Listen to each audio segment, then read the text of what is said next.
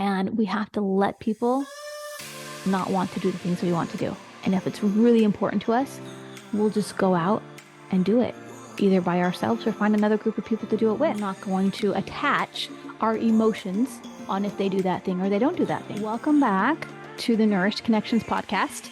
Thank you for joining me today. And for those who are new to the channel, my name is Heather Mitchell, Health Coach Heather, and I am a life coach for kids ages 11 to 18 years old. And I've coached people that are outside those ages too, but my sweet spot for coaching is really to the kids, to the teens, to the tweens who are going through any struggles in their life and they want to set goals and be more motivated and have a more positive outlook on life. So it's really to help kids have a growth mindset, to help them truly feel more confident in themselves, and to help them value themselves and feel like they matter in the world and their self-esteem goes up and they just can accomplish so much more when they're thinking in a positive mindset versus a negative one, which we see a lot of our teens going down that rabbit hole today of negative thinking, and they're just negative all the time. So that's why I step in as a life coach, and parents sign their kids up to work with me one-on-one right now. And in the future, it'll be group, but for now it's one-on-one coaching with kids. I do 4 sessions, one every single week. They're a half hour each, and the cost is $175 right now. That's what it is. And it could change in the future. And you can go sign them up for my monthly coaching, and that is called Nurturing Potential, and it's on my website, healthcoachheather.com. So you'll see that there. Sign your kid up for coaching, and then I will help them accomplish whatever it is in life they want to accomplish. Now, if you have a child who is an entrepreneur at heart and they just are a creative person, maybe they need some direction in creating more skills to earn their own money, you should sign them up for my one-on-one coaching for entrepreneurship. This is just a 6-week course with me. Right now it's one-on-one live sessions, but in the future it will probably just be a digital course you can purchase. But for now it's one-on-one live coaching, and they can come and coach with me on creating a business plan, getting a website going, how to do some graphic design, how to market their business, how to have the right business model for what they want to do. And I have a lot of business experience. So I coach kids into growing and starting and then growing their own business. And that is my Biz Kids course, which you can also find at healthcoachheather.com. All right, today's podcast topic is called, this really came from Mel Robbins. If you watch Mel Robbins on YouTube, she had a whole hour segment, and it was one of her most popular ones actually, and it was called the Let Them Theory, something she had learned. And then when I learned it from her, I was like, well, this is just a very simple way to explain what it is I'm coaching my clients anyway, that helps them really get in the mindset of letting go, releasing control, and allowing other people to become themselves. So your mom and dad don't want to come to Thanksgiving. You got to let them. Okay. Your friends don't invite you on a girls' trip or a brunch. Let them. A bunch of your friends that you find out your friends are gossiping or talking smack behind your back. Let them. This is the let them theory. We're letting people make their own choices in life, and we're not going to attach our emotions on if they do that thing or they don't do that thing. We're going to stop forcing other people to do what it is that they don't want to do. So what if someone's dating somebody and that person's not as committed in the relationship? Let them be them. And then you get to choose who you want to be and how you want to show up. Okay. And I'll tell you a little bit about the caveats of when we don't let things happen. But the let them theory helps you to detach and allows you to allow other people to do things the way they're going to do it. And they don't have to do things in order to match our expectations. Okay, and I think I heard it like this week. We want to change, if you want to live a more happier life, change your expectation to match reality. That's pretty cool, huh? Change your expectation of that person to match reality of what's going on right now. If you want to be a happier person, you got to let people be themselves. And again, this is going to let you detach from the situation, let go of the reins, and let other people take responsibility. Because when you're trying to control everything, you don't delegate because you feel like you're going to do it better than they are. But when you let go and you let go of the reins and you let other people step up, they might surprise you. They might not the first time surprise you, but they will surprise you over time that they can do things and get things done. And maybe even better than you, but a different way than you. But you have to let them. Okay? So I love that she said that you're in love with a person's potential, not with who the person actually is. And when I thought about that, I thought, that is so true. When we're trying to control somebody, we're trying to mold them into the person we want them to be. We don't love the person as they are right now for who they are and who they want to be and who they're choosing to be. We're in love with their potential. So we need to really try to find the love, the unconditional love for the person as they are right now, and not for who we want them to be, but letting them truly be who they are. So there's this example of when you try to control your kids, because this has happened to me. And you're rushing out the door to get to school and you say things like, do you got your shoes on? Did you comb your hair? Did you brush your teeth? Is your room clean? Is your bed made? Did you grab your lunch? And there's all these things that we're saying in order to maintain this protocol or this schedule or this control that we want to have over our children, to maintain a household that's clean and there's order, so there's not chaos. But how do our kids view that? They only view it as being as an overbearing parent, and that doesn't feel good. And that's what really makes a kid truly want to rebel and go the opposite direction, when we're overbearing. So how do we get around this idea of overbearing if we have to have things done around the house? I like to bring these things up at family council. So if you're having your family council, it's one day a week, and this is an ideal time in this 1 hour you're together, or however long you want to make it, where you could talk about, these are the things I'd like to see done in the morning before you go off to school. Here's the list. Now, I don't have to tell you in the mornings. You each have your list, and you just look at that every morning, and you are responsible. And I'm not going to be responsible. Now, if you forget your lunch, I'm not going to try to control that situation by getting another lunch to you. You're just going to have to be hungry that day, or you'll figure it out. So maybe a friend will share with you. But this is the let them theory. Instead of us controlling the situation, we let our kids do what they're going to do, because we've taught them, they know better, and now we just let them. And now the natural consequence gets to take place, right? So what if your family doesn't want to keep up with a holiday tradition that you want to do? You have something really fun that your parents did for you, and now you want to pass that on to your kids and your husband and your family, but they don't want to do it. Let them. You can still maintain the tradition on your own. You're just expecting that everyone should want to do what you want to do.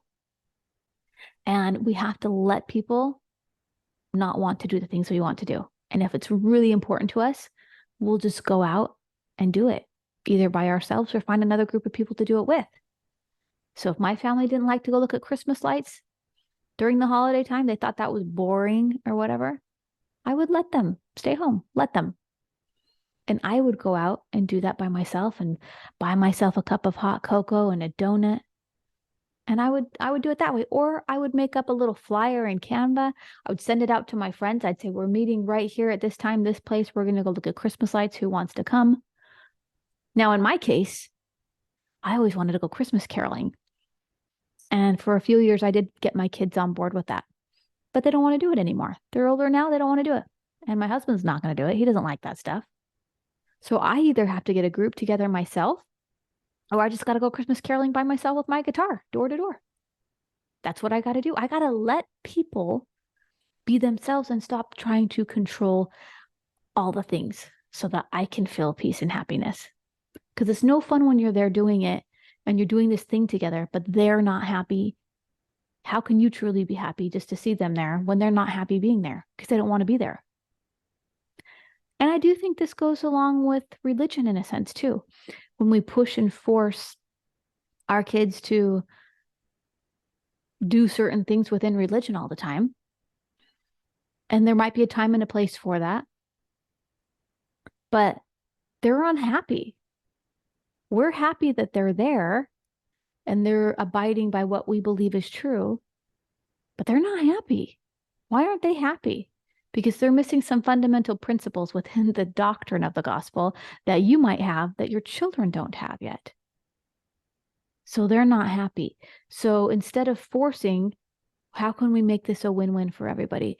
And how can we bring what you might have in your soul into their lives within our own homes? How do we do that and build a foundation there?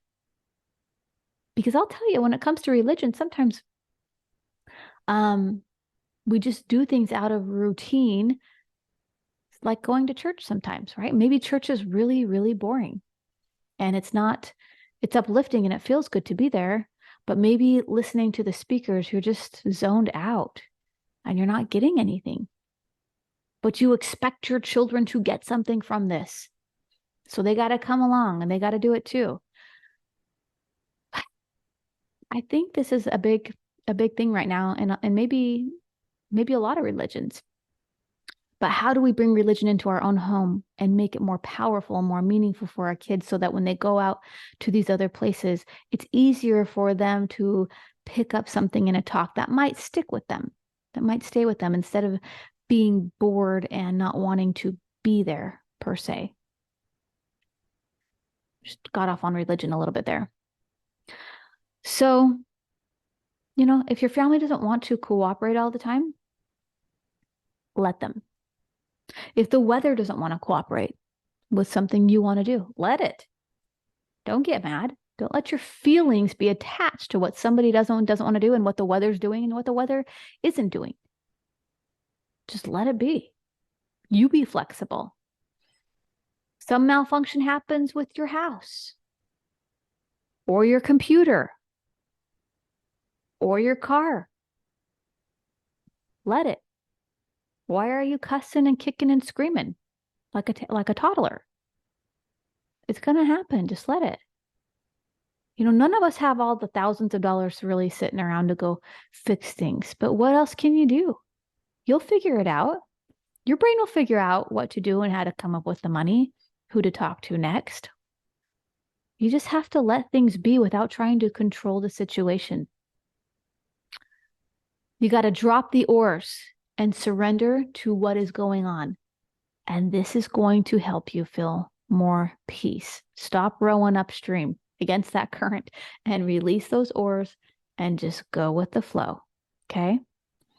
We are unaware of how much energy, effort, and time we waste on these things. And it just causes us more anxiety. When you're overbearing, you're causing yourself more anxiety. So stop it. You trick yourself into thinking that you will be in control if you try to control other people. But it doesn't work that way. You just end up manipulating them, guilting them, and shaming them. So the only person you should really be controlling is yourself. You'll reverse the focus of that control and everyone else. So let's just reverse the focus, take it right back to you, take it off everyone else, so that you can really be in this place of peace and love. I remember a group of friends, and this was years and years back, but they kind of had this clique. Sometimes I was in it, sometimes I wasn't in it, and then I was not in it, because they would keep going off on these girl trips, these fun weekend getaways. And it seemed to be that I was the only one not invited. And they would take all these pictures and they would post them on social media. And it was like a dagger to my heart. I remember just being so upset and so angry and so hurt. And I just let the story just stew in my head about how these girls don't want to be my friend and how exclusive they are and how rude they are for not inviting me. And now that I've coached myself enough on these kind of issues that go on, I got to just let go of that. Let people go away and stop focusing on what they're doing. My focus is totally on, oh, look at they're having fun at the beach. Oh, look, they went horseback riding. And I wasn't invited. And that hurt really bad. But you become obsessive about it. And it's distracting you. It was distracting me from the work I really needed to do in the world, from what I needed to focus on. And that was myself. And that was learning how to become a good friend myself. If I wanted to go with my friends, I could say, guys, I really want to go. Will you invite me on the next one? Or I could have been more open and loving and fun to be around. There was so many years where I wasn't fun to be around. I could have been the one inviting people to my house to have a girls' night, to watch movies and paint toenails or whatever we would do. I never did that stuff. I was totally reliant on other people inviting me places. And that was the wrong way to go about friendships. That's where I needed to take the reins and become a better friend, a better inviter, and be more inclusive to everyone and not purposely exclude someone because I think they left me out, but to include everyone. So stop focusing on the wrong things. Just focus on how you can be a better person in the world and what you can do to make your life easier and better without trying to control other people. The controlling is coming from the expectation of what you think and how you think things should be. And you're uncomfortable with the outcome. And this is why you jump in and you control. And you try to do things your way. My roommates don't want to help clean the apartment. Let them. My kids don't want me to come visit as much as I was hoping. And I don't get to see my grandkids as often. Let them. My husband doesn't want to be as intimate as much as I do. Let him. My friend is clingy and needy. Let him or her be clingy and needy. The question then becomes, how do you want to respond to these scenarios? What do you want to be? Who do you want to be? What do you want to do in these scenarios? This isn't suggesting that you become a pushover or a doormat for somebody. In fact, you may need to know when to set up a boundary. This conversation is about you dropping the remote controls on the way everyone else chooses to live their life. Just let it go. It's not going to be your way. So what? Take the energy you were putting into anger or frustration and whatever's going on, and just put it into something else that helps you create the life that you really, really want to live. What is that life going to look like? So how do we know when to step up then? How do we know when to set that boundary? Here's 3 caveats that Mel Robbins was giving on how to know when you might need to step up. Number 1, when someone is doing something dangerous or discriminating against you, but what if they're drinking and they're going to drive home? That's when you need to step up. That would be dangerous. When someone is going to do something dangerous that could hurt somebody else or themselves, you'll need to step up. Don't let someone determine what they'll pay you, she says, when you get hired. So we don't become pushovers. If someone wants to work with us and they say, but I can't afford that and I can only afford this, we don't let people determine the price. that they'll pay us. You got to step up and really step into your own when it comes to that in your business. Okay. If someone is crossing your boundaries and maybe they're coming over too much and you don't want them to come over as much, or they're getting involved too much in a way you don't want them to, they might be crossing a boundary. You don't just let them, right? You need to step up and say something and take some actions and not be afraid to confront the situation, not avoid an uncomfortable situation because you don't want to feel the negative emotions that come with it. A lot of people avoid good communication. And this is a good time to mention, I've got a communication webinar coming up for teens, and this starts on the 16th of November. That's next week. I believe it's from 5 to 6 p.m. Mountain time. So if you have a kid who wants to learn how to communicate better, or you are an adult and you want to learn how to communicate better, get the communication skills you need to say what you mean instead of beat around the bush. I'm tired of people beating around the bush. They do this at work. They do this at home. People don't just get to the point. They don't just tell you what's on their mind. We got to stop beating around the bush. And so we got to communicate better. That's why I wrote this webinar. And I wanted to just teach it for free to people. So go to healthcoachheather.com, sign up, get your spot for that webinar for you, your child. It's mostly for teens. So go check that out. It starts on the 16th. So the let them theory helps you stop being so overbearing. This lets you get out of other people's business and stay in your own. It helps you stop this need to control or comment on somebody's post that, they might internalize it and take it wrong. There's so many posts that come up on social media that are kind of like a dig at my religion or a dig at something. And I just want to write back, say, well, you don't understand this and that. Like, part of me wants to defend my religion and defend my belief system. I don't need to do that. And you don't need to do that either. There might be a time and a place where you feel like you need to, but 99% of the time, you really don't need to. It's just more coming from the ego wants to. And you want to be right. And you want to really put someone in their place. And you have to release that and let people have their experience in the world. They are a human, just like you, having the human experience. It looks different from yours, and that is okay. And that is where you will feel more peace, more calm, more freedom when you let people be who they are. And I remember a life coach of mine saying, do you want to have the most amazing, wonderful marriage of your life?